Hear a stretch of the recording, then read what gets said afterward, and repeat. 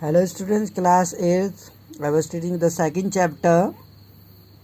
तो the video 3 of the chapter कि हमने देखा किस तरीके से जो ब्रिटिश कंपनीज थे उन लोगों ने जो बंगाल के नवाब थे, जितने भी नवाब थे, अलवर्दी खां कहे या सिराजुद्दौला कहें, मीर जाफ़र कहें, मीर कासिम कहें, इन लोगों को कोशिश किया कि ये उनके हाथों की कठपुतली बन जाए। तो बारी बारी से इनको हटाते भी रहे। जो प्लासी की लड़ाई हुई वो भी देखा, बक्सर की लड़ाई हुई। तो किसी तरीके से सब्सिडरी फोर्सेस इन्होंने जब रखे, एक सहायक संधि जो लागू की, suppose to maintain for the purpose of this protections if the Indian ruler, यदि कोई भी भारतीय जो शासक था वो पेमेंट करने के लिए अगर असफल होता, then part of their territory, तो उनके राज्य का हिस्सा छीन लिया जाता था। अगर कोई भी राजा कंपनी को टैक्स नहीं देता था या नहीं दे पाता था वो रेवेन्यू, तो उसके राज्य का कुछ हिस्सा ले लिया जाता था। For example, when recharge valley जो थे गवर्नर जनरल थे 1798 से 1805 के बीच में, और नवाब ऑफ अवध और अवध के नवाब को ये मजबूर किया गया कि वो अपनी टेरिटरी का ओवर हाफ, आधा हिस्सा कंपनी को दे देंगे। 1801 की बात है, क्योंकि वो सब्सिडरी फोर्स यानी अपने जो उसका राज्य की जो सेना थी उसकी टुकड़ियों को ब्रिटिश कंपनी की सेवा में भी देना था, टैक्स भी देना था। हैदराबाद इसी तरह से Hyderabad was also force, Hyderabad को भी क्या किया गया, was also force to cede territories on similar grounds.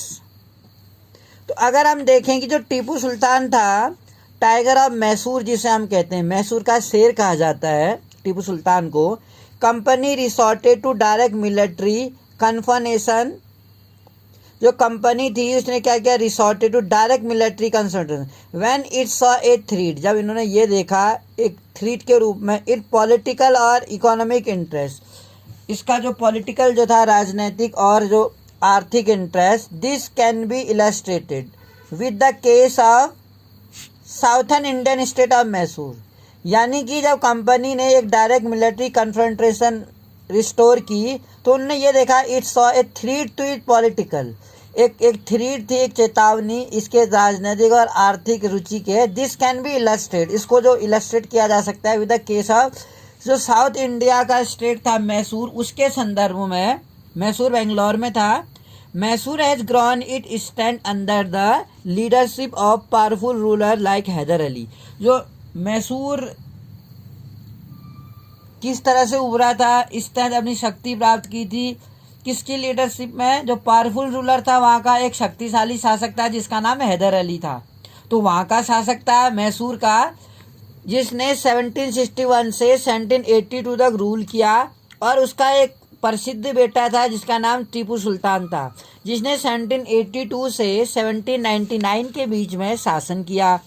Mysore control the profitable trade, तो मैसूर ने क्या किया, कंट्रोल किया जो प्रॉफिटेबल ट्रेड था, जो व्यापार था, लाभ का व्यापार, मालाबार कोस्ट तक। वह कंपनी, जहाँ तक कंपनी क्या करती थी, पीपर खरीदती थी और कार्डेमम खरीदती थी। इन 1785 में टीपू सुल्तान ने चंदन को एक्सपोर्ट करने से मना कर दिया या रोक दिया। चंदन के साथ साथ जो पीपर और कार्डेमम पहले ब्रिटिशर्स कंपनी यहीं से परचेज करती थी, लेकिन टीपू सुल्तान के रूलर बनने के बाद ये इम्पोर्टेंट थिंग्स थी, चंदन, पीपर, जो काली मिर्च, पीपर और कार्डेमम है, उसको क्या करती थी, टीपू सुल्तान के रूलर बनने के बाद बंद कर दिया। एंड डिसअलाउड लोकल मर्चेंट, और जो स्थानीय व्यापारी थे उनको डिसअलाउ किया from trading with the company, कि वो He also established a close relationship with the French in India. तो टीपू ने ब्रिटिशर्स के मुकाबले में फ्रेंच लोगों से संबंध बनाना स्थापित किया, एंड मॉडर्नाइज हिज आर्मी, और अपनी जो सेना थी उसको आधुनिक किया फ्रांस की मदद से। और कंपनी को जो पहले पीपर कैडमम एक्सपोर्ट होते थे उस पर बैन लगा दिया, और लोकल मर्चेंटों को भी कंपनी के साथ ट्रेड करने से मना कर दिया था। और अपनी आर्मी को स्ट्रांग बनाने के लिए फ्रेंच का सहारा लिया। British was furious, they saw Hyder and Tipu as ambitious, एक महत्वाकांक्षी और एरोगेंट के रूप में, और एक डेंजरस, बहुत खतरनाक रूलर पाया। Rulers who had to be control, ऐसे रूलर जिन्हें कंट्रोल करना और क्रश करना बहुत जरूरी था, कुचलना जरूरी था, नियंत्रित करना और कुचलना जरूरी था। तो 4 युद्ध लड़े गए थे मैसूर के 67 में, 80 में, 90 में और 99 में। First battle of Mysore, second battle और थर्ड बैटल और fourth battle. Only in the last जो बैटल ऑफ श्रीरंगपट्टनम था, डिड द कंपनी, उसमें कंपनी ने अल्टीमेटली विन, एक टीपू सुल्तान के अगेंस्ट जीत हासिल करी। चौथे युद्ध में 1799 में टीपू सुल्तान की डेथ हो गई थी।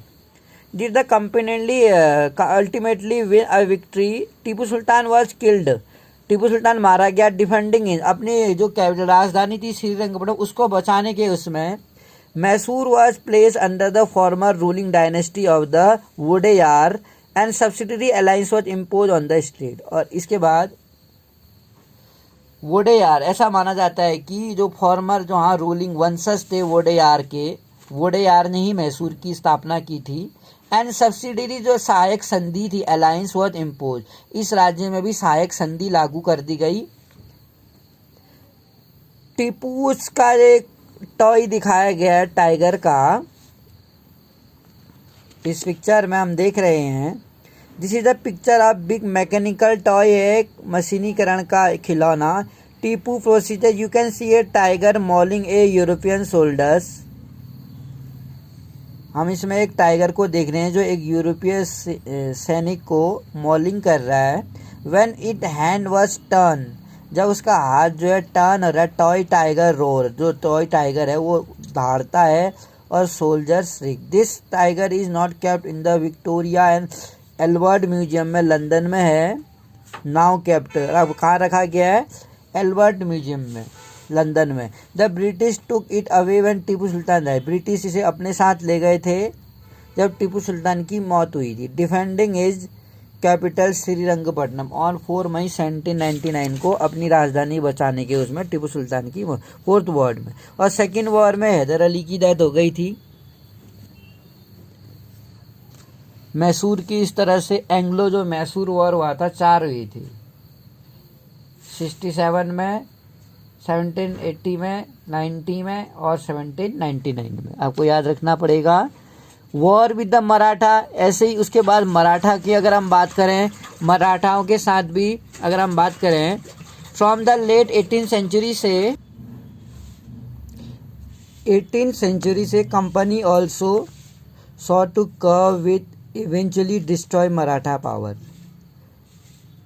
कोशिश कर रही थी कि किसी तरह से वो मराठा की जो शक्ति है उसको डिस्ट्रॉय करे। With their defeat in the third battle of Panipat, Panipat की जो तीसरी लड़ाई हुई थी 1761 में मराठाओं के साथ ही हुई थी। Maratha dream of ruling from Delhi, Maratha का जो सपना था दिल्ली में रूल करने का वह सेटर्ड हो गया। There were divided into many state, वो कई स्टेटों में डिवाइडेड थे under different chiefs belonging to dynasties वल, कई वंशज के साथ बिलोंग थे, सच एज सिंधिया जैसे होलकर, गायकवाड़ और Bhosle. These chiefs were held together, इनके जो सरदार थे वो एक साथ आए और कॉन्फिडेंसी अंडर द पेशवा, उनमें एक महत्वपूर्ण पद दिया जाता था मराठाओं में जिसे पेशवा बोलते थे। Who became it effective military and administrative head based in Pune, जो क्या थे इफेक्टिव मिलिट्री और एडमिनिस्ट्रेटिव हेड बेस बने पूना में। महाजी जो सिंधिया थे और नाना फडनेसिस थे, नाना फडनेस दो फेमस मराठा के सेनापति थे जो 18वीं शताब्दी में एक महत्वपूर्ण रोल निभाया।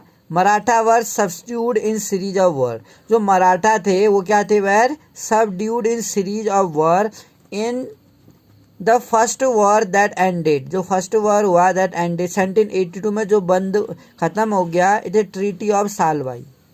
तो मराठाओं के साथ भी लड़ाई हुई थी अंग्रेजों की, तो सालबाई की संधि के साथ पहली मराठाओं की जो लड़ाई थी वो खत्म हो गई। There was no clear victor the second Anglo Maratha war, और इसके साथ एक दूसरा मराठाओं के साथ दूसरा युद्ध हुआ 1803 में, was bought on different front, ये भी अलग अलग उसमें लड़ा गया, resulting in British gaining Orissa and the territory north of Yamuna river include Agra और दिल्ली में। फाइनली थर्ड एंग्लो मराठा युद्ध हुआ 1817 में, जिसमें मराठाओं की शक्ति को पूरी तरह से छिन्न भिन्न कर दिया एंड पेशवा वॉज रिमूव्ड, और जो पेशवा पद था वो पेशवाओं को रिमूव कर दिया गया, उन्हें बिठूर, कानपुर के निकट है बिठूर, वहाँ भेज दिया गया और उन्हें पेंशन दी गई। Company now had complete control, अब कंपनी का एक पूर्ण तरह से नियंत्रण था इन क्षेत्रों में जो विंध्याचल के साउथ में पड़ते थे। क्लेम टू ए पैरामाउंटेसी जो थी सर्वोच्चता, जो उन्होंने दावा किया, it is clear from above, उपयुक्त रूप से ये हम स्पष्ट करते हैं, from the early 19th century से the company pursued an aggressive policy, company ने एक एग्रेसिव पॉलिसी अपनाई ऑफ टेरिटरिकल एक्सपेंशन के लिए, जिससे कि वो अपना क्षेत्र बढ़ाना चाहते थे। अंडर लॉर्ड हेस्टिंग की अगर हम बात करें, गवर्नर जनरल फ्रॉम 1813 टू 1823, 1813 से 1823 तक ए न्यू पॉलिसी ऑफ पैरामाउंटेज सर्वोच्चता थी वो इनिशिएट की गई। नाउ द कंपनी क्लेम, अब कंपनी क्या क्लेम करती थी, अपने अथॉरिटी को सर्वोच्च रखती थी, अपना अधिकार। It's power was a greater than of Indian state, जो इसकी शक्ति थी वो इंडियन स्टेटों के मुकाबले में ज़्यादा मानी जाती थी। In order to protect it interest, इसीलिए अपने इंटरेस्ट को प्रोटेक्ट करने के लिए इट वॉज जस्टिफाइड, ये जस्टिफाई किया गया कि इन एनेक्सिंग और threatening to annex any Indian kingdom the view continue to guide later British policy as well as, मतलब प्रोसेस जो था इस तरीके से however did not unchallenge, एक अनचैलेंज तो नहीं था। For example when British tried to annex, जब ब्रिटिशों ने ये कोशिश की एनेक्स करने की, ग्रहण करने की स्मॉल राज्य को, जैसे कित्तौर में जो अभी कर्नाटक में है, रानी चेन्नम्मा वहाँ की रानी थी, to arm and led anti British resistance चला हुआ मूवमेंट, और 1824 में वो पकड़ी गई और डाइड इन प्रिजन, और जेल में ही वो उनकी मृत्यु हो गई 1829 में। बट रैयन्ना ए पुअर चौकीदार, एक रैयन्ना था जो एक गरीब चौकीदार था संगोली का कित्तौर में, कैरिड ऑन रेसिस्टेंस, उन्हें विद्रोह किया। With popular support he destroy many British camp, एक बहुत ही स्ट्रॉन्ग सपोर्ट मिलने के कारण उसने क्या किया, ब्रिटिश की जो कई सारे कैंप थे, छावनियाँ थी और रिकॉर्ड जो थे वो तोड़ दिए। ये कॉट, उसे पकड़ लिया गया और ब्रिटिशर्स के द्वारा 1830 में उसे फांसी दी गई। You will read more about several cases of resistance, इसीलिए आप ऐसे कई सारे केसेस पढ़ेंगे जिसमें हम रेसिस्टेंस देखते हैं लेटर इन द बुक में। इन द लेट 1830 की अगर हम बात करें, the east India company became worried, जो ईस्ट इंडिया कंपनी थी वो काफ़ी चिंतित हुई रशिया के बारे में। इट इमेजिन, उसने ये अनुभव किया कि Russia might expand across, Russia Asia को एक्सपेंड करते हुए अक्रॉस इंडिया, एशिया से होते हुए इंडिया में प्रवेश कर सकता है नॉर्थ वेस्ट से, and driven by this fear, और इसी डर के कारण ब्रिटिश क्या चाहते थे, wanted to secure their control, north west में अपना एक नियंत्रण चाहते थे। तो उन्होंने क्या किया, they brought A prolong war, एक अफगानिस्तान के साथ वॉर किया 1838 में और 1842 में, and establish indirect company rule there, Sindh was taken over, और इसीलिए ब्रिटिशर्स ने सिंध पर अपना अधिकार कर लिया। जो अभी सिंध पाकिस्तान में है, उस पर 1843 में अपना अधिकार किया। Next in line was Ranjit Singh, और जो पंजाब का शासक Ranjit Singh, the presence of Maharaja Ranjit Singh held back the company after his death. उसकी मौत के बाद in 1839 two prolong wars were brought, 2 युद्ध लड़े गए विद द सिख किंगडम के साथ। अल्टीमेटली इन 1849 पंजाब वन एनेक्स, और सिख किंगडम और पंजाब को ग्रहण कर 1849 को ब्रिटिशर ने पंजाब को अपने कब्जे में ले लिया था। इसलिए अगर हम इसी तरह से डॉक्ट्रिन ऑफ लेफ्ट की अगर हम बात करें कि ये डॉक्ट्रिन ऑफ लेफ्ट आखिर था क्या, तो 1849 कह रहा है, तो 1848 से 1854 के बीच में जो यहाँ के गवर्नर थे लॉर्ड डलहौजी थे, जो फाइनल वेव थी एनेक्सेशन की अकर अंदर लॉर्ड डलहौजी के टाइम में जो लहर आई ग्रहण करने की, लॉर्ड डलहौजी के टाइम पे आई, जो उस टाइम गवर्नर जनरल फ्रॉम 1848 से 1856 के बीच में थे। ये डिवाइज ए पॉलिसी, उन्होंने एक ऐसी पॉलिसी बनाई that came to be known as doctrine of left के नाम से जानी जाती है। द डॉक्ट्रिन डिक्लेयर, इस डॉक्ट्रिन के तहत if an Indian ruler died without a male heir, यदि किसी बिना उत्तराधिकारी के किसी राजा की मृत्यु होती है, अपने किसी बिना उसके अगर कोई मेल, उसका कोई इनहेरिटेंस नहीं है, उत्तराधिकार नहीं है, तो ही वुड लेफ्ट, तो उसे अपने पूरा साम्राज्य खोना पड़ेगा। That is become a part of company, तो उसकी जो पूरी प्रॉपर्टी होगी वो क्या करेगा, राजा की पूरी प्रॉपर्टी ब्रिटिशर्स के अंडर चलेगी, यानी ब्रिटिश उस पर कैप्चर कर लेंगे। One kingdom after another was annex simply by applying this doctrine.